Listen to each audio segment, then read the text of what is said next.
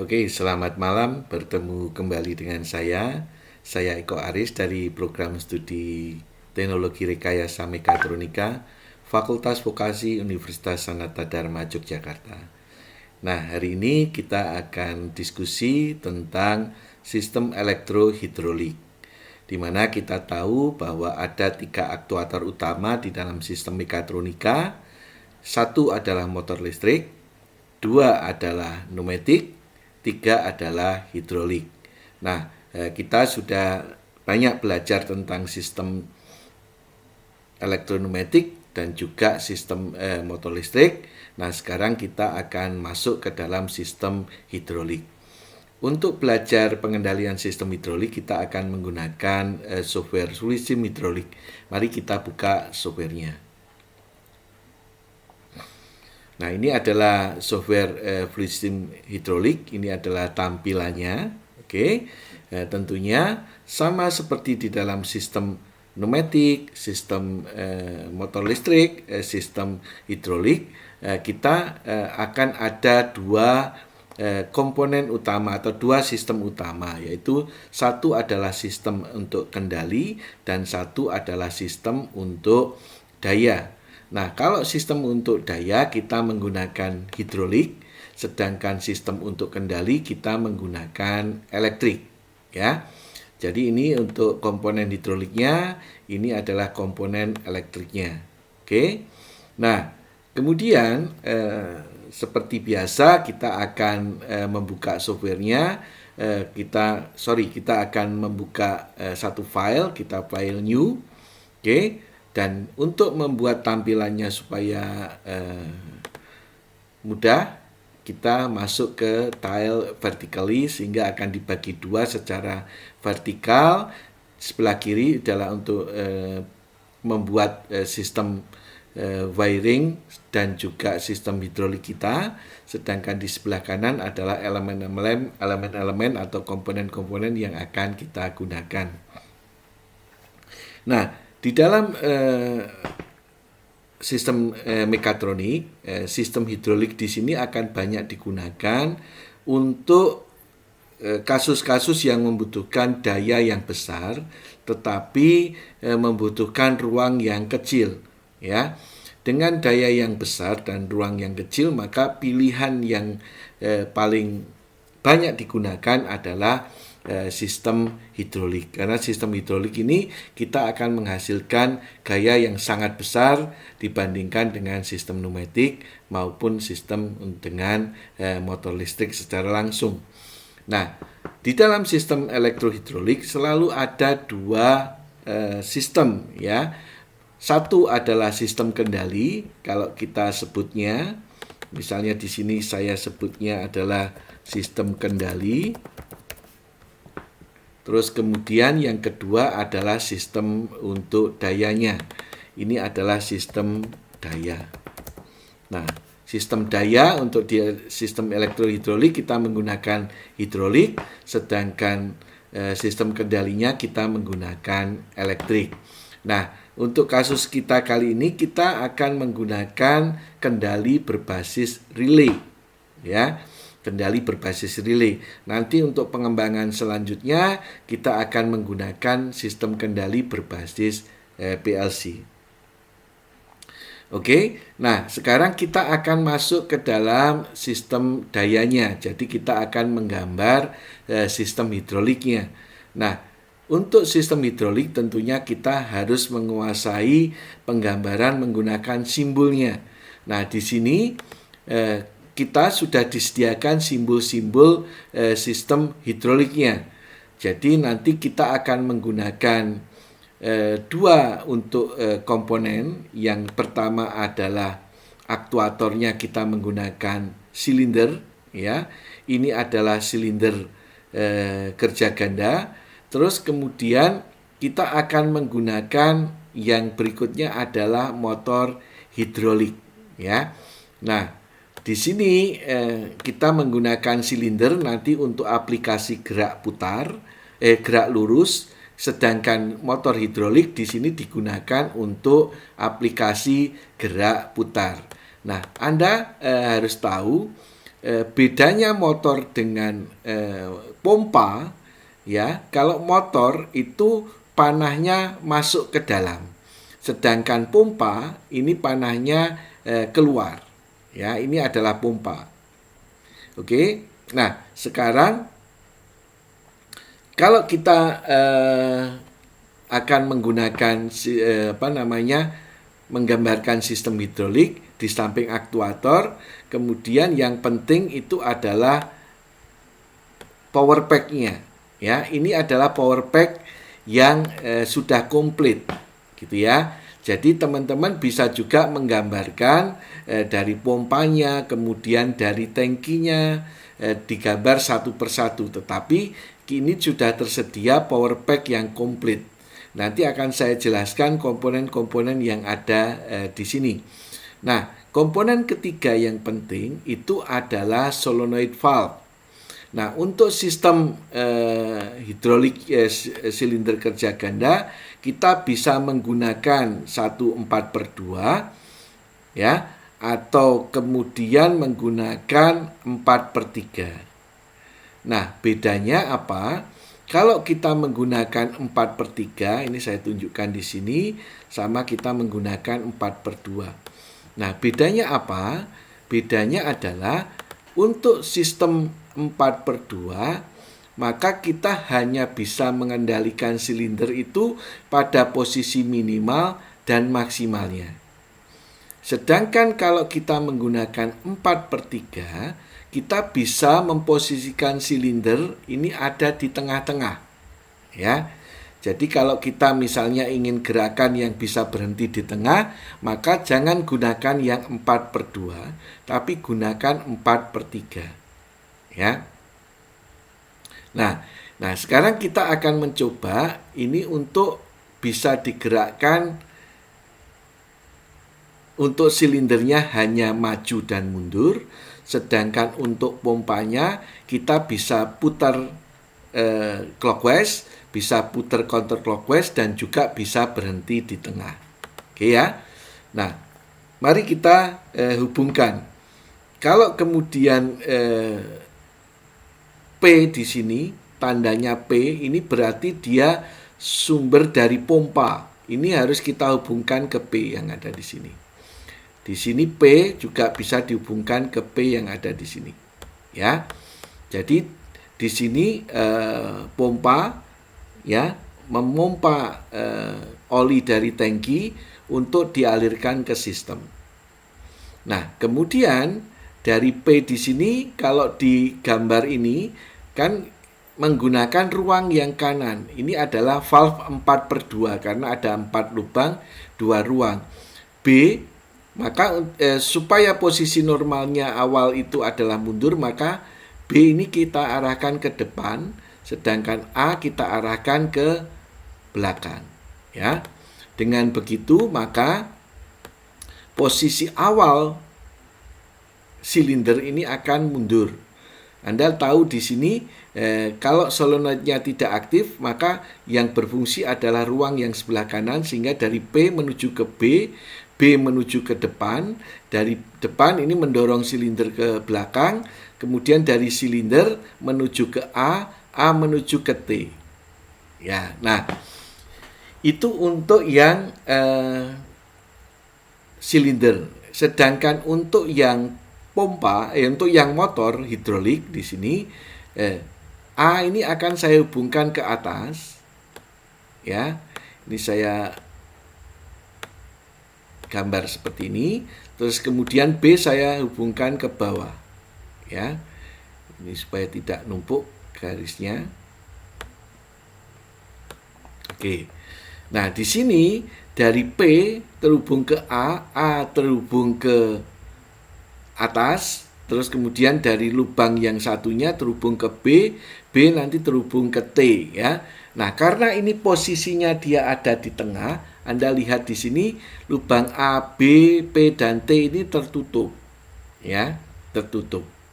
Nah, sekarang yang membedakan sistem pneumatik dengan sistem hidrolik adalah kalau pneumatik, angin setelah masuk ke sistem, maka dia nanti selanjutnya akan dibuang ke udara luar. Tetapi untuk sistem hidrolik, di sini oli setelah masuk ke sistem itu tidak dibuang ke udara luar, tetapi dikembalikan ke tangki. Maka dari T di sini harus kita hubungkan ke T yang menuju ke tangki di sini, ya. Oke, nah di sini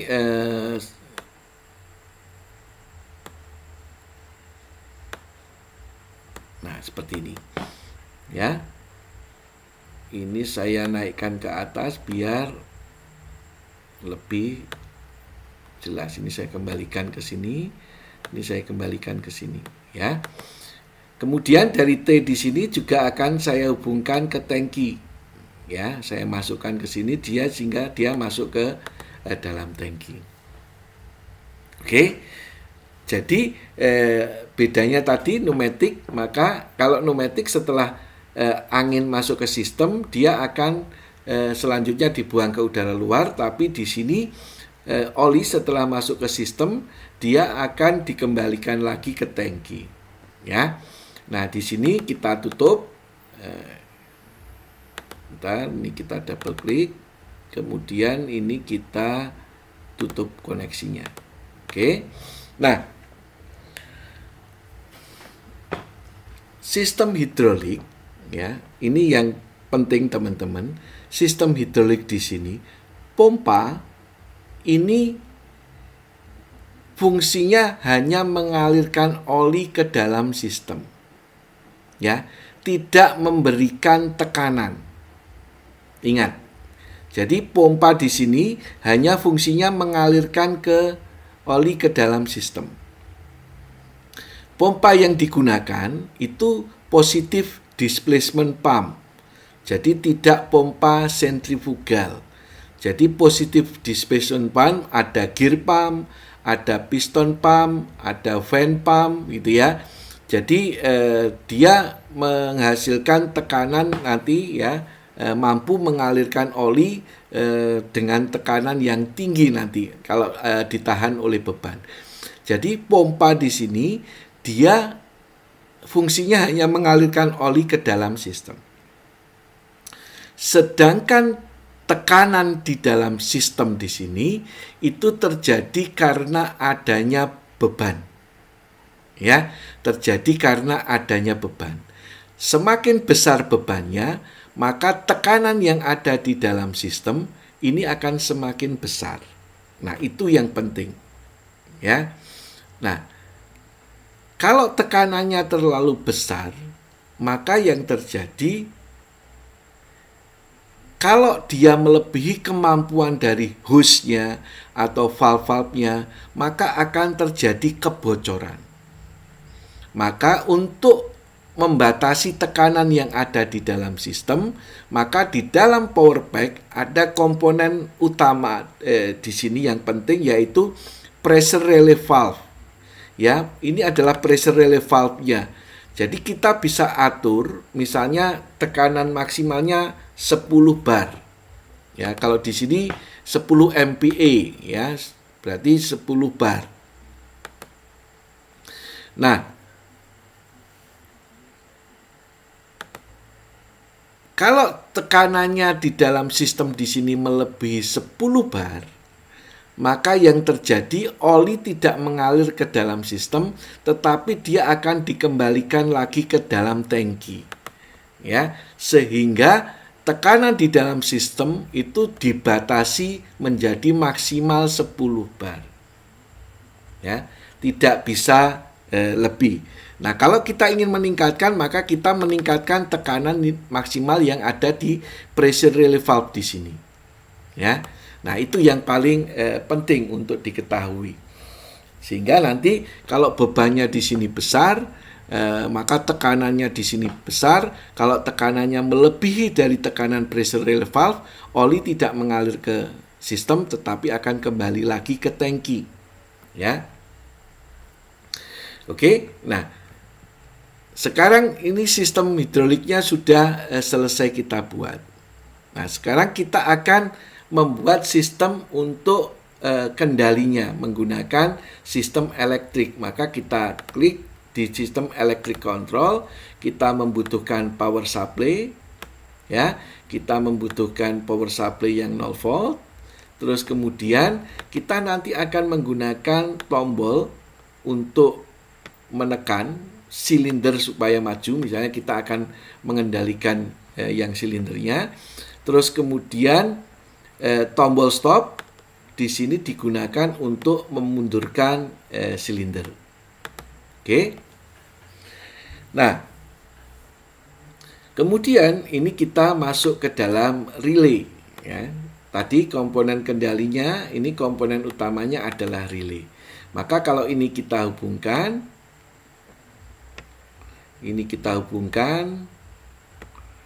oke, ini kita luruskan, ini kita hubungkan, ini kita luruskan,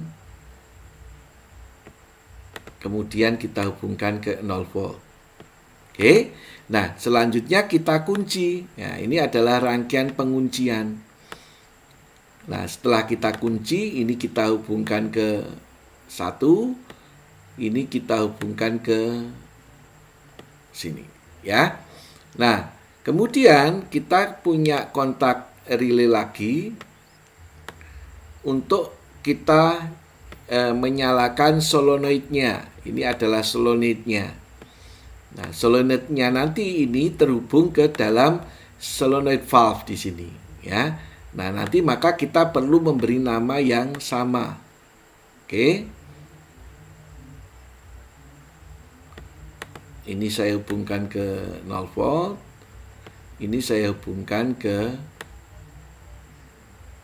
2 di sini. Nah, ini adalah tombol untuk maju. Ini tombol untuk mundur.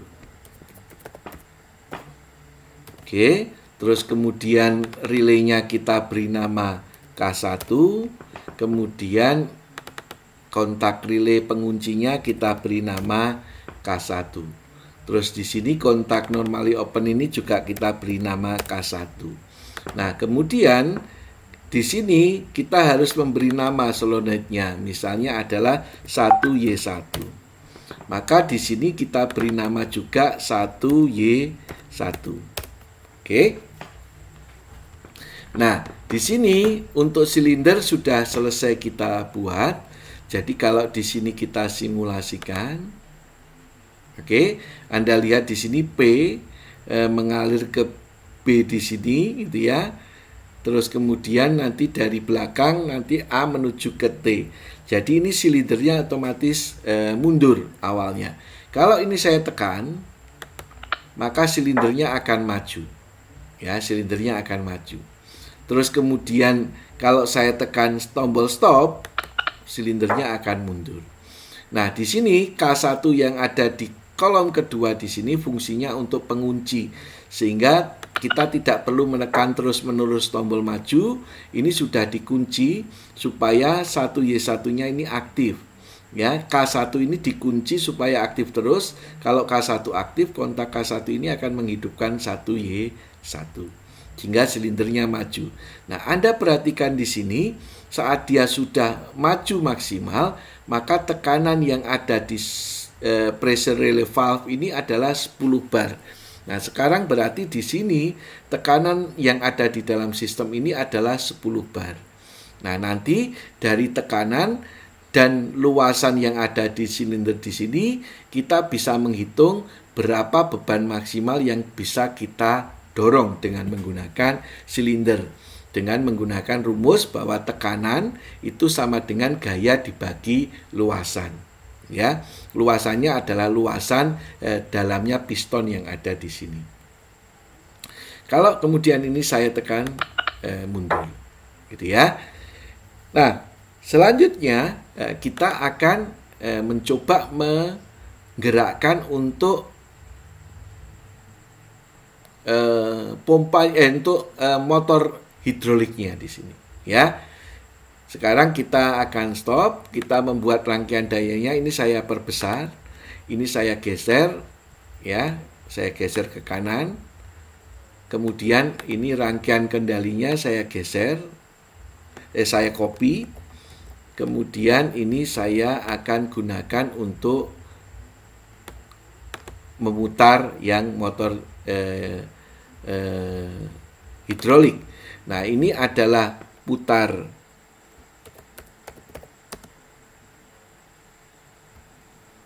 clockwise, misalnya gitu ya. Ini digunakan untuk stop. Oke. Nah, kemudian ini harus saya geser ke kanan. Ini saya geser ke kanan lagi. Nah, ini akan saya tambahkan rangkaian kendali yang kedua.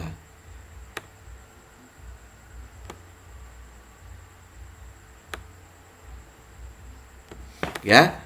Nah, ini akan saya copy di sini.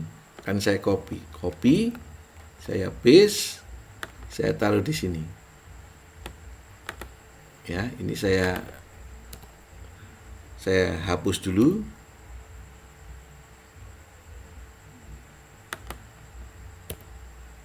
Oke, ini saya hapus dulu.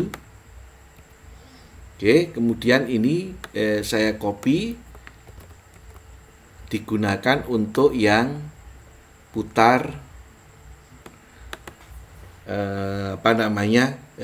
counterclockwise. Ini kurang saya geser ke kanan supaya lebih luas. Ini saya kasih putar counterclockwise, gitu ya. Yang di sini ini adalah stop 2. Ya, saya beri nama supaya berbeda. Di sini saya beri namanya K2. Ini saya beri nama K3. Saya kunci, berarti di sini ini saya beri nama K2. Di sini saya beri nama K3. Ya. Nah, yang penting juga selain di sini ada tombol stop, ini saya akan menambahkan satu sistem interlock. Ya, ini saya mundurkan, ini saya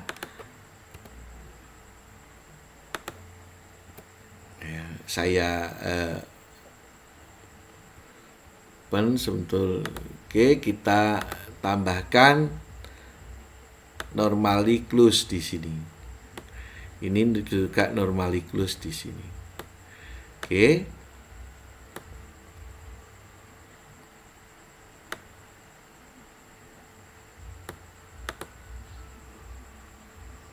Nah, kemudian ini saya perbesar. Ini saya hubungkan ke sini. Tujuannya apa? Nah, karena kita akan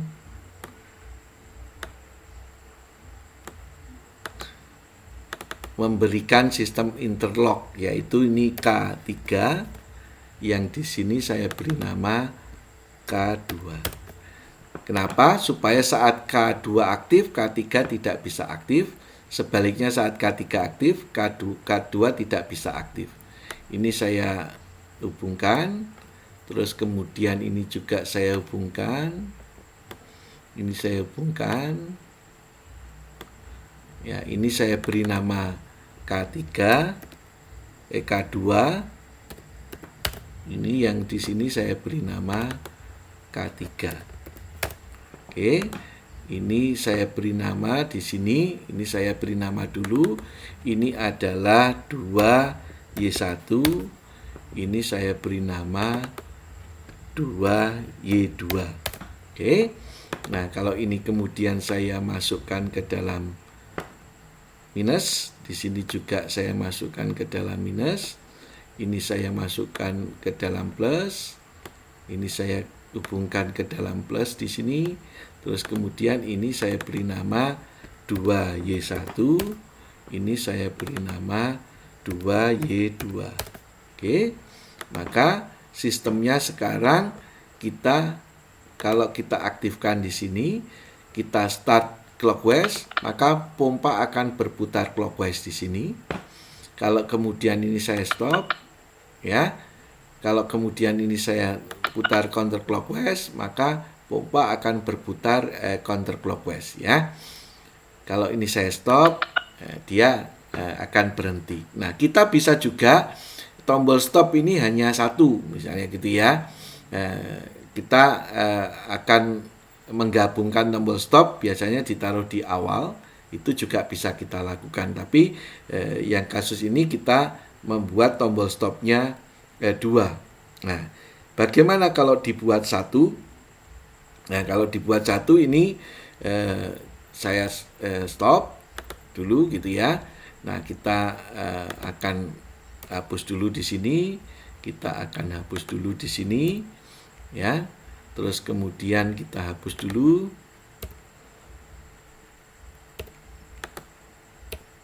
Oke, ini saya hapus dulu. Nah, ini saya hapus tombol stopnya 1. Kemudian ini saya hapus dulu, ini saya hapus dulu. Oke, kemudian tombol stop saya taruh di depan ya. Ini kemudian saya turunkan ke bawah di sini. Oke. Kemudian ini saya masukkan ke sini, ini saya masukkan ke sini. Kemudian tombol stop ini saya taruh di sini. Kemudian ini